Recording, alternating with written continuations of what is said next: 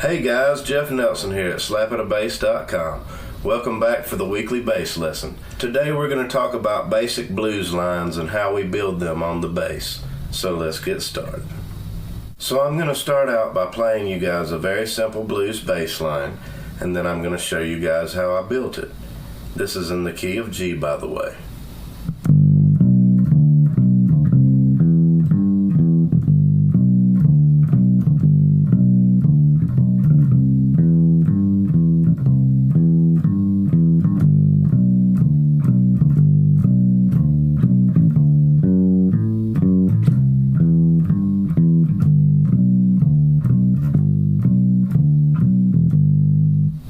So what I did there, I started out on the top string, which is the E string, and I played the 3rd fret, which is a G.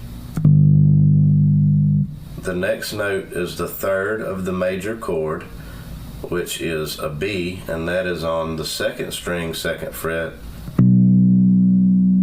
And then the next note is 3 frets up, so that's 2nd string or A string, 5th fret. So the first 3 notes are.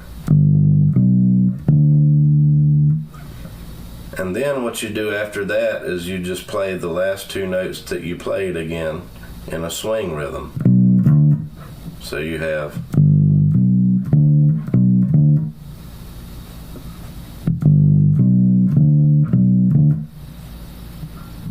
then you move down to the 2nd string, which is the A string, and you're going to play a C on the 3rd fret. And then you play the same exact finger pattern on the 2nd string as you did on the 1st string with those 3 notes, just the same as you played them, like this.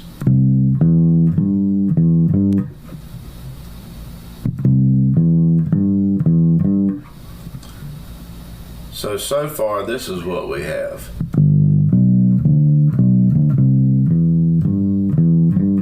And if you analyze that finger pattern, you'll find out that what you're playing there is root, 3rd, 5th, root, 3rd, 5th, root, 3rd, 5th. Now what you're actually doing there is you're highlighting the arpeggio of all the chords in the blues progression. And what do I mean by that? Well, if you weren't playing those arpeggio notes to highlight the chords that were going on in the progression, you'd only be playing the root notes, so it'd sound like this.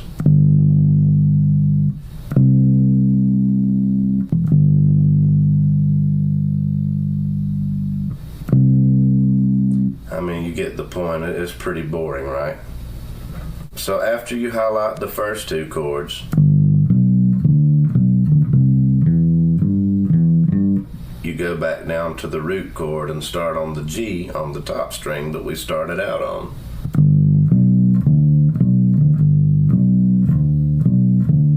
You play that twice.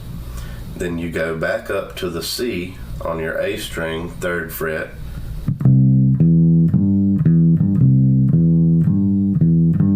And back down to the top string.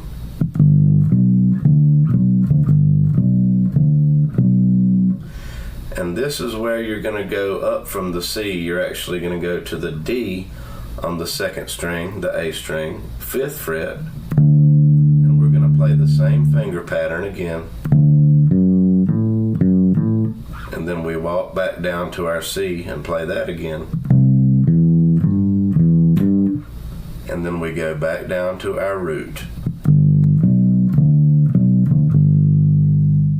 So let's go back to those boring single root notes that I was talking about. It's actually important to know those because that's actually showing you what your chord progression is doing.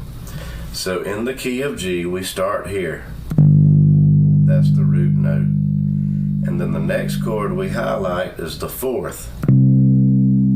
Remember we talked about scale degrees, 1, 2, 3, 4. And then you go back down to the root.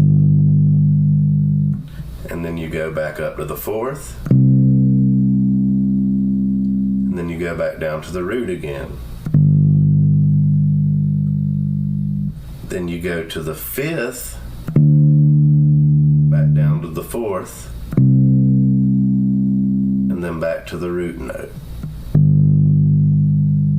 and that's the entire blues progression. And you can add all kinds of notes in between those notes as long as you fall back on those root notes and you hit them where they're supposed to be, which is on the downbeats. And here's an example of something like that.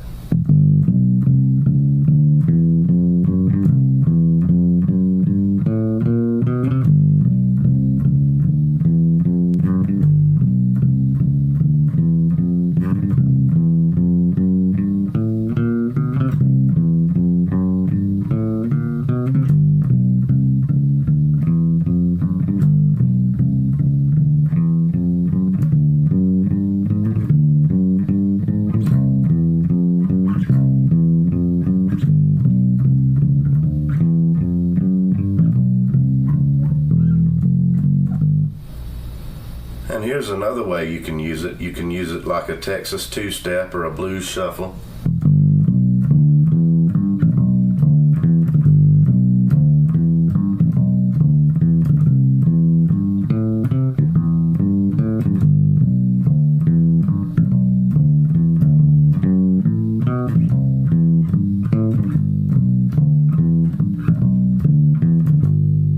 I know Stevie Ray Vaughan had a few bass lines that sounded a lot like that, and he made that style quite popular with his band Double Trouble.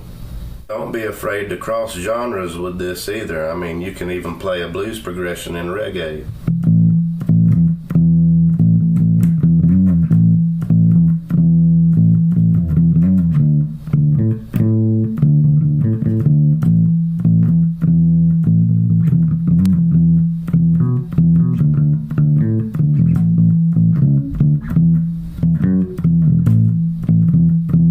So as you can see, using the blues progression is not at all limited to jazz or blues.